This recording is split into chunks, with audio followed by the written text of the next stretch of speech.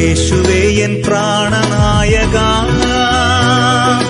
ജീവനെനിക്കേകിയോനേ, N സങ്കടങ്ങൾ അറിഞ്ഞെന്റെ വൻകടങ്ങൾ തീർത്തെന്റെ കണ്ണുനീർ തുടച്ചല്ലോ നീ.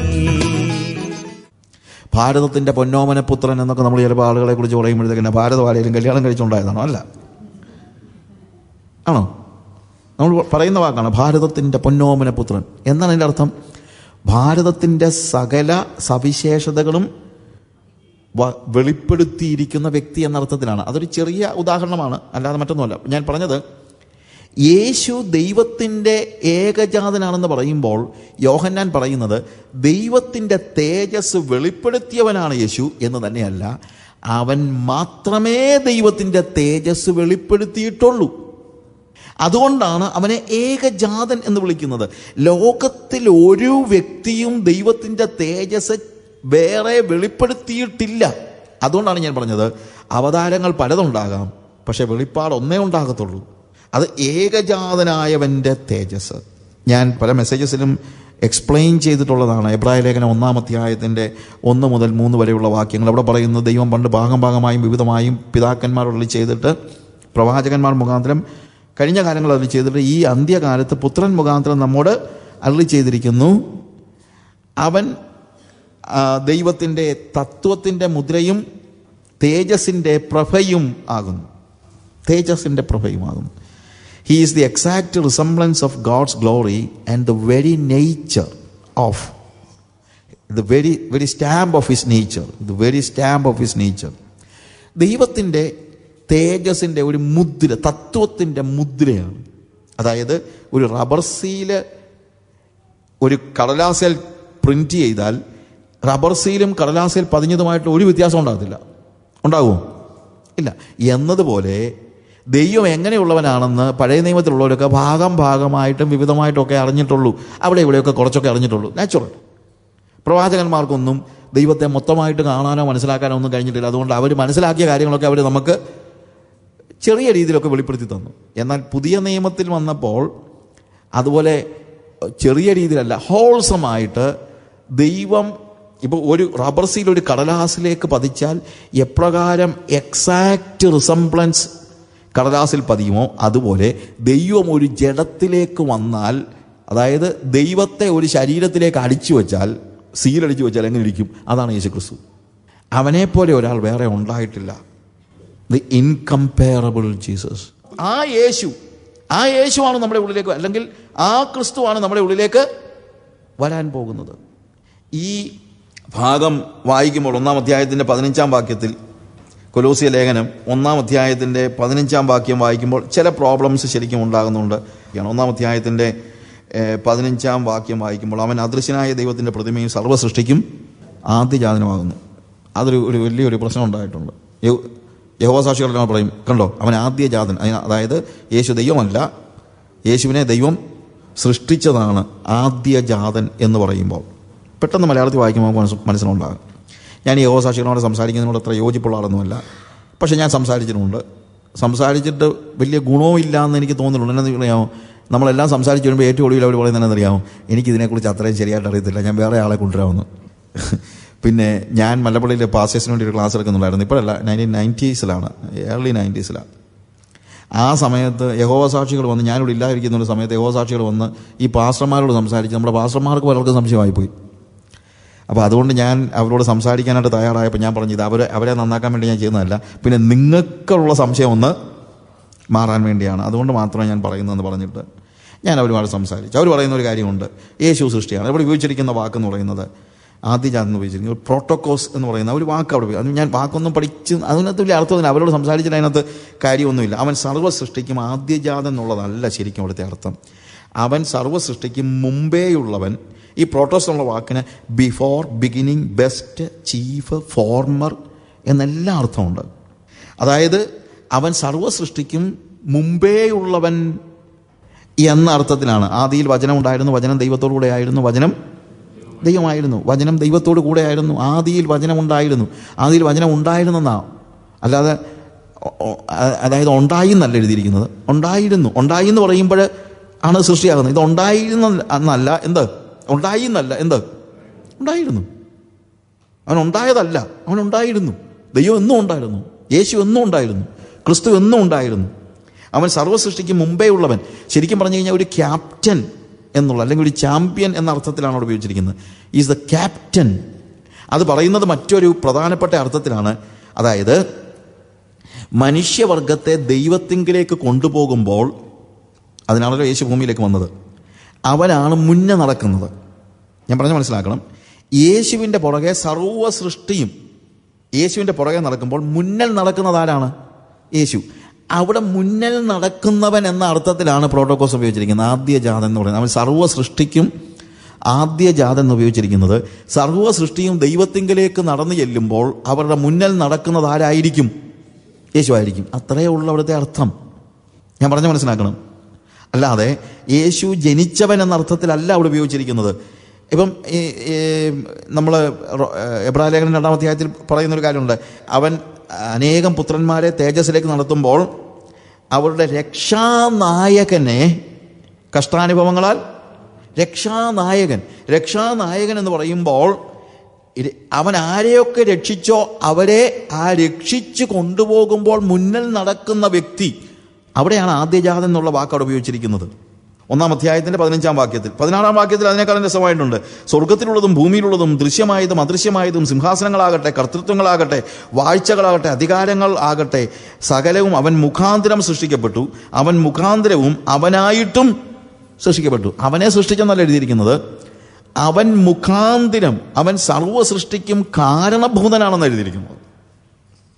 അവൻ സർവ്വ സൃഷ്ടിക്കും കാരണഭൂതൻ എന്നുള്ളതാണ് അവിടെ എഴുതിയിരിക്കുന്നത്. 17-ാം വാക്യത്തിൽ അവൻ സർവ്വത്തിനും മുമ്പേ ഉള്ളവൻ, അവൻ സകലത്തിനും ആധാരമായിരിക്കുന്നു, അവൻ സർവ്വ സൃഷ്ടിയുടെയും കാരണഭൂതനാണ്, അവൻ മുഖാന്തരമാണ് സർവ്വതും സൃഷ്ടിക്കപ്പെട്ടത്, അവനായിട്ടാണ് സർവ്വം സൃഷ്ടിക്കപ്പെട്ടത്, അവൻ സകലത്തിനും ആധാരമായിരിക്കുന്നു. ആ ആധാരമായിരിക്കുന്നു എന്നുള്ള വാക്കാണ് ഹീസ് ദ കോസ്. ആദ്യ ബിഗിനിങ് എന്നുള്ള അർത്ഥത്തെക്കാൾ ഉപരി എന്താണ്? എല്ലാത്തിനും കാരണഭൂതൻ എന്നുള്ള അർത്ഥത്തിലാണ്. അവൻ സർവ്വ സൃഷ്ടിക്കും കാരണഭൂതൻ. അതുകൊണ്ട് ഈ വാക്യങ്ങൾ വെച്ച് സംസാരിക്കുമ്പോൾ, ഈ യഹോസാക്ഷികളോട് ഞാൻ സംസാരിച്ചപ്പോഴത്തേക്ക് ഐ വാസ് യൂസിങ് ഈ ടേംസ് എല്ലാം ഉപയോഗിച്ചു. അപ്പോൾ അതിനകത്ത് നേരത്തെ അവരുടെ ക്ലാസ് എടുക്കാൻ വന്ന ആളുകൾ, ഞങ്ങളുടെ ഒരു അങ്കിളുണ്ട്, അങ്കിളിനോട് ഇങ്ങനെ സംസാരിച്ചപ്പോഴേ അങ്കിൾ സംസാരിക്കുമ്പോൾ അതിനെ പറയും, അച്ചായ അതെ മലയാളം ബൈബിളിൽ അങ്ങനെയാണ്, പക്ഷേ മൂലഭാഷയിൽ അങ്ങനെയല്ല. അപ്പോൾ ഈ അച്ചായൻ പാടെ വിഷമിച്ച് പോയി. അതുകൊണ്ടാണ് അച്ചായനോട് പറഞ്ഞു, മോനെ നീ വന്നൊന്ന് സംസാരിക്കണമെന്ന് പറഞ്ഞു. ഞാൻ ഇതൊക്കെ സംസാരിച്ചപ്പോഴത്തേക്ക് അവർ പറഞ്ഞു, അതെ നമുക്ക് മലയാളം ബൈബിൾ വെച്ചേ പറയാൻ പറ്റുള്ളൂ, ഞങ്ങൾക്ക് ഗ്രീക്കൊന്നും അറിയത്തില്ല. അവരെന്നോട് പറയാം. അച്ചായൻ ചോദിച്ചു, നീ എന്താണ് എൻ്റെ അടുത്ത് പറഞ്ഞത് മൂലഭാഷയെന്നും പറഞ്ഞുകൊണ്ട് ഇപ്പം നീ എവിടെയാണ് കളിക്കുന്നത്? ഞാൻ പറഞ്ഞത്, ഇത് അറിയാൻ വയ്യാത്തവരെ കളിപ്പിക്കാനായിട്ട് ഇവർ ചെയ്യുന്ന ഓരോ കാര്യങ്ങളെന്നുള്ളതേ ഉള്ളൂ. ദയവായി ഞാൻ പറയട്ടെ, അതുകൊണ്ട് അവർക്ക് വേറെ ഒന്നും ചോദിച്ചാൽ അറിയത്തില്ലല്ലോ. ഇല്ല, എൻ്റെ ഒരു കൂട്ടുകാരൻ അടുത്ത സമയത്ത് പറഞ്ഞു, ഒരു യഹോസാക്ഷി അവനോട് സുവിശേഷം പറയാൻ തുടങ്ങിയതാണ്. ഭാര്യയും ഭർത്താവും കൂടെ ഒരു ഭാര്യ അകത്ത് ചായയൊക്കെ ഉണ്ടാക്കിക്കൊണ്ടിരിക്കുകയാണ്. ഭർത്താവ് ഇവനോട് യഹോസാക്ഷിയുടെ സുവിശേഷം പറഞ്ഞുകൊണ്ടിരിക്കുകയാണ്. ഇടയ്ക്കൊരു ഫോൺ വന്നവന് പുറത്ത് പോകേണ്ടി വന്നപ്പോഴത്തേക്ക് അവൻ ഭാര്യയെ വിളിച്ചിട്ട് പറഞ്ഞു, ഞാൻ ഇത്രയും വരെ പറഞ്ഞിട്ടുണ്ട്, ബാക്കി പറഞ്ഞോളാൻ. എന്താണെന്നറിയാമോ? പറയാനുള്ളത് തത്ത പറയുന്നത് പോലെ പറയാൻ അവർ പഠിച്ചു വച്ചിട്ടുണ്ട്. അതല്ലാതെ അപ്പുറത്തോട്ടോ ഇപ്പുറത്തോട്ടോ കയറിയാൽ അവർക്കൊന്നും അറിയില്ല. അത് കേട്ട് നമ്മളങ്ങ് വരണ്ടു അങ്ങനെയല്ലേ എന്നൊക്കെ. അങ്ങനെ ഈ രണ്ട് വർത്തമാനം കേൾക്കുമ്പോഴത്തേക്ക് വെറുളുന്ന ആളുകൾ അവരുടെ അടുത്ത് പോയി കഴിഞ്ഞാൽ വരണ്ടു പോവും. അത്രയേ ഉള്ളൂ. എന്താണ്? യേശു ക്രിസ്തു ഒരു സൃഷ്ടിയല്ല, അവൻ സകലത്തിനും ആധാരമായിരിക്കുന്നു. അവൻ ചാമ്പ്യനാണ്, അവൻ ക്യാപ്റ്റനാണ്, അവൻ സർവ്വ സൃഷ്ടിയെയും കൊണ്ടുപോവുകയാണ്, ദൈവത്തിങ്കിലേക്ക് കൊണ്ടുപോവുകയാണ്. ആ കൊണ്ടുപോകുമ്പോൾ മുന്നിൽ നടക്കുന്നത് അവനാണ് എന്നുള്ളതാണ് ഇവിടെ ആദ്യജാതൻ എന്നുള്ള കാര്യത്തിൽ പറയുന്നത്. അതാണ് പോൾ ഇവിടെ പറയുന്നത്. ഈ ക്രിസ്തു എങ്ങനെയുള്ളവനാണ്? അവൻ സർവ്വ സൃഷ്ടിക്കും കാരണഭൂതൻ. 18-ാമത്തെ വാക്യത്തിൽ അവൻ സഭ എന്ന ശരീരത്തിൻ്റെ തലയുമാകുന്നു. അതായത് സകലത്തിനും താൻ മുമ്പനാകേണ്ടതിന് അവൻ ആരംഭവും മരിച്ചവരുടെ ഇടയിൽ നിന്ന് ആദ്യനായി എഴുന്നേറ്റവനുമാകുന്നു. അതായത് ഇവിടെ അവൻ സർവ്വ സൃഷ്ടിയുടെയും കാരണഭൂതനാണ്, അതേപോലെ തന്നെ സഭയുടെ തലയുമാണ്. അപ്പോൾ ദൈവത്തിങ്കിലേക്ക് സർവ്വ സൃഷ്ടിയെയും കൊണ്ടുപോകുന്നത് പോലെ അതായത് അവൻ സൃഷ്ടിച്ചതിനെ മുഴുവൻ ദൈവത്തിലേക്ക് കൊണ്ടുപോകുന്നു. അതോടൊപ്പം അവൻ വീണ്ടെടുത്ത സഭയെയും അവൻ എന്ത് ചെയ്യുന്നു? സ്വർഗത്തിലേക്ക് അല്ലെങ്കിൽ പിതാവിങ്കിലേക്ക് കൊണ്ടുപോകുന്നു. സകലത്തിലും താൻ മുമ്പനാകേണ്ടതിന്, ഹു ഈസ് ദ ബിഗിനിങ്, സൃഷ്ടിയുടെ കാരണഭൂതൻ, യേശുവിൻ്റെ പിന്നിൽ സകല സൃഷ്ടിയുമാണ് ഈ നിരക്കും. ദൈവത്തിൻ്റെ മുമ്പിലേക്ക് അവൻ നടന്നു ചെല്ലുമ്പോൾ അവൻ വീണ്ടെടുത്ത സഭയും അവൻ സൃഷ്ടിച്ച സകല സൃഷ്ടികളും എന്ത് ചെയ്യണം? അവൻ്റെ പിന്നാലെ നടന്നു ചെല്ലണം എന്നുള്ളതാണ്. നടന്നു ചെല്ലണം. അത് ഈ വാസ്തവത്തിൽ വീണ്ടെടുപ്പ് ആവശ്യമായി വന്നത് തന്നെ അതുകൊണ്ടാണ്. അല്ലെങ്കിൽ വീണ്ടെടുപ്പ് ആവശ്യമായിരുന്നില്ല. സർവ്വ സൃഷ്ടിയെയും കൊണ്ടുപോകുമ്പോൾ സംഭവിക്കുന്നതാണ്. സർവ്വ സൃഷ്ടിയെ മുന്നോട്ട് കൊണ്ടുപോകുമ്പോൾ യേശുവിൻ്റെ പിന്നിൽ സകല സൃഷ്ടിയും അണിനിരക്കും. അതിന് സംശയമൊന്നുമില്ല. അവൻ കൽപ്പിച്ചാൽ എല്ലാ കാര്യങ്ങളും നടക്കും. പക്ഷേ സർവ്വ സൃഷ്ടിയെയും കൊണ്ട് പോകുമ്പോൾ അവൻ തിരിഞ്ഞു നോക്കുമ്പോൾ മനുഷ്യനെ കാണുന്നില്ല. കാര്യം ദൈവത്തെ നിഷേധിക്കാൻ കഴിയുന്ന ഒരൊറ്റ സൃഷ്ടിയേ ഉള്ളൂ. ആരാണെന്നറിയാമോ? മനുഷ്യൻ. ഞാൻ പറഞ്ഞ മനസ്സിലാക്കണം. ദൈവത്തെ നിഷേധിക്കാനോ, അതായത് കർത്താവ് പിതാവിങ്കലേക്ക് സർവ്വ സൃഷ്ടിയെ നയിച്ചുകൊണ്ട് പോകുമ്പോൾ പുറകിൽ മാറി നിൽക്കാൻ കഴിവുള്ള ഒറ്റ സൃഷ്ടിയേ ഉള്ളൂ, അത് മനുഷ്യനാണ്. ഞാൻ യോനായുടെ ചരിത്രം നമ്മൾ പഠിച്ചപ്പോൾ പറഞ്ഞ ഒരു കാര്യമുണ്ട്. ലോകത്തിലുള്ള സകലതും ദൈവത്തെ അനുസരിക്കുന്നുണ്ട്. കാര്യം അതിനനുസരിച്ചാലേ പറ്റുള്ളൂ. ദൈവം കാറ്റിനോട് കൽപ്പിച്ചു, കാറ്റ് അനുസരിച്ചു. കടലിനോട് കൽപ്പിച്ചു, കടൽ അനുസരിച്ചു. മത്സ്യത്തോട് കൽപ്പിച്ചു, മത്സ്യം അനുസരിച്ചു. ആവണക്കിനോട് കൽപ്പിച്ചു, ആവണക്ക് അനുസരിച്ചു. പുഴുവിനോട് കൽപ്പിച്ചു, പുഴു അനുസരിച്ചു. യോനായോട് കൽപ്പിച്ചു, യോന അനുസരിച്ചില്ല. ഇതേപോലെ ദൈവം സർവ്വ സൃഷ്ടിയെയും, ദൈവത്തിൻ്റെ സർവ്വ സൃഷ്ടിയെയും പിതാവിങ്കലേക്ക് കൊണ്ടുപോകുന്ന ചാമ്പ്യൻ യേശു, അവൻ തിരിഞ്ഞു നോക്കിയപ്പോൾ ഒരു സൃഷ്ടിയെ മാത്രം കാണുന്നില്ല. ആരെ? മനുഷ്യനെ. അവൻ എന്ത് ചെയ്തു? കാണാതെ പോയ ആടിനെ തിരക്കി വന്നതുപോലെ അവൻ സർവ്വത്തിനെയും നിർത്തിയിട്ട് ഇറങ്ങി വന്ന് മനുഷ്യനെ വീണ്ടെടുത്തു. അങ്ങനെ വീണ്ടെടുക്കപ്പെട്ടവരാണ് സഭ. ആ സഭയുടെ തലയുമാണ്. സൃഷ്ടിയുടെ ചാമ്പ്യനാണ് യേശു. സഭയുടെ തലയാണ് യേശു. ആ യേശുവാണ് ഇപ്പോൾ നമ്മുടെ ഹൃദയത്തിൻ്റെ ഉള്ളിലേക്ക്, ആ മഹത്വത്തിൻ്റെ പ്രത്യാശയായ ക്രിസ്തു നമ്മുടെ ഉള്ളിലേക്ക് കയറിയിരിക്കുകയാണ്. നമ്മുടെ കണ്ണുകളെ അടയ്ക്കാം. ഹല്ലേലൂയ. കർത്താവേ, നീ എത്ര വിശ്വസ്തൻ. നീ സർവ്വ സൃഷ്ടിക്കും കാരണഭൂതൻ. ഒരു സൃഷ്ടിക്കും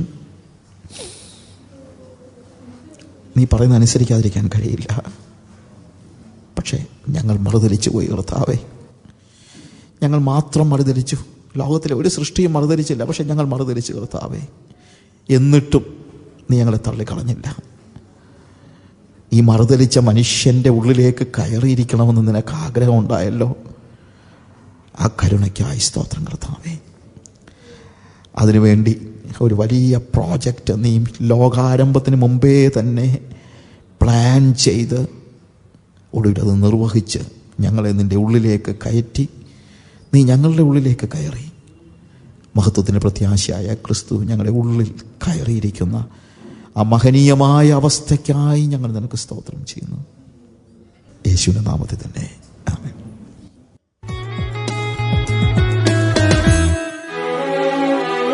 യേശുവേ എൻ പ്രാണനായക,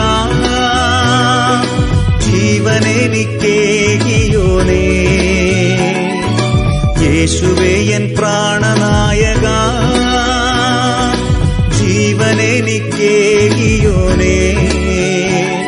എൻ സങ്കടങ്ങൾ അറിഞ്ഞെന്റെ വൻകടങ്ങൾ തീർത്തെന്റെ കണ്ണുനീർ തുടച്ചല്ലോ നീ.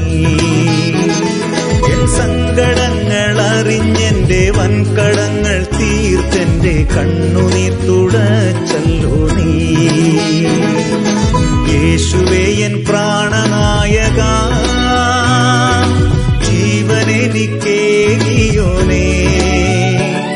എൻ സങ്കടങ്ങൾ അറിഞ്ഞെന്റെ വൻകടങ്ങൾ തീർത്തെന്റെ കണ്ണുനീർ തുടച്ചല്ലോ നീ.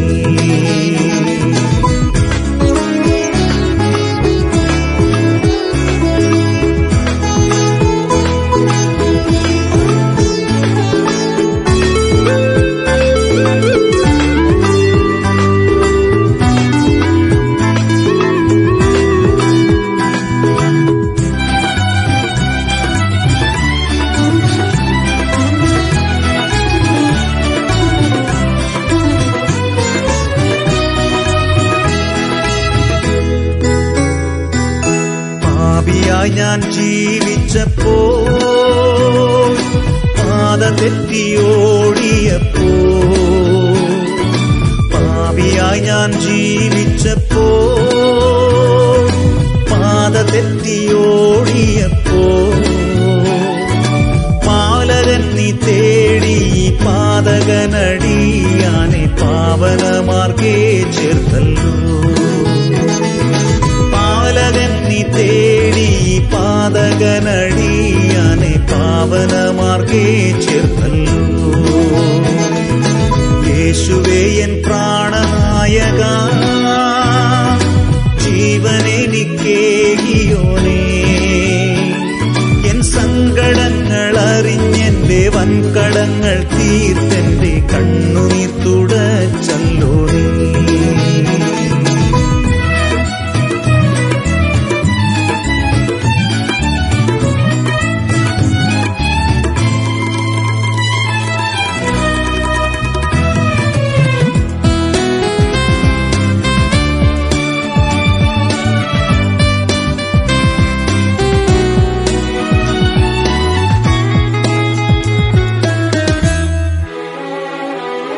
എന്നെ നിന്നിൽ ധന്യനാക്കുവാൻ വന്നിതോ എന്നുള്ളിൽ രാജന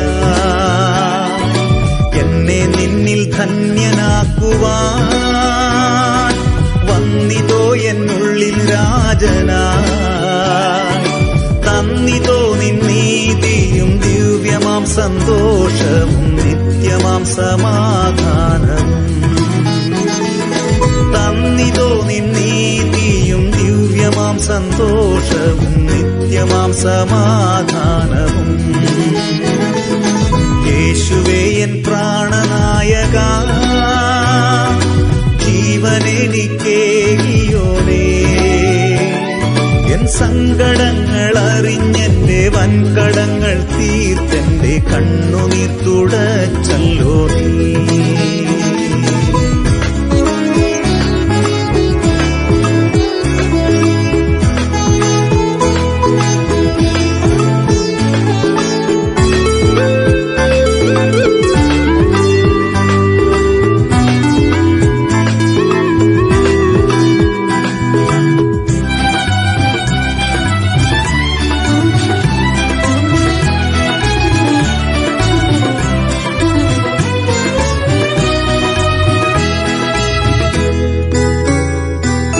ഭാരമെന്നെ ജീവിക്കുവാൻ എൻ ഭാരമെല്ലാം ചുമന്നവനേ ഭാരമെന്നെ ജീവിക്കുവാൻ എൻ ഭാരമെല്ലാം ചുമന്നവനേ ആശ്രയം നീ മാത്രമെന്നാശയിൻ പ്രകാശമേ ആശിഷം നിൻ കാരുണ്യമേ ആശ്രയം നീ മാത്രമെന്നാശയിൻ പ്രകാശമേ ആശിഷം നിൻ കാരുണ്യമേ യേശുവേ എൻ പ്രാണനായക ജീവനെനിക്കേകിയോനേ എൻ സങ്കടങ്ങൾ അറിഞ്ഞെന്റെ വൻകടങ്ങൾ തീർത്തെന്റെ കണ്ണുനീർ തുടച്ചല്ലോ നീ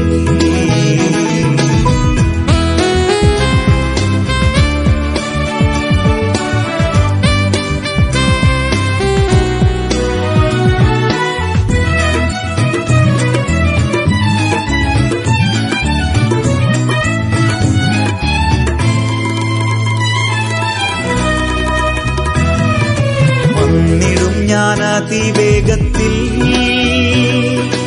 എന്നുരച്ചു പോയവനേ വന്നിടും ഞാൻ അതിവേഗത്തിൽ എന്നുരച്ചു പോയവനേ വന്നു നിൻ മഹിമയിൻ രാജ്യമതിൽ ചേർക്കുവാൻ ആശയാൽ ഞാൻ കാത്തിടുന്നേ വന്നു നിൻ മഹിമയിൻ രാജ്യമതിൽ ചേർക്കുവാൻ ആശയാൽ ഞാൻ കാത്തിടുന്നേ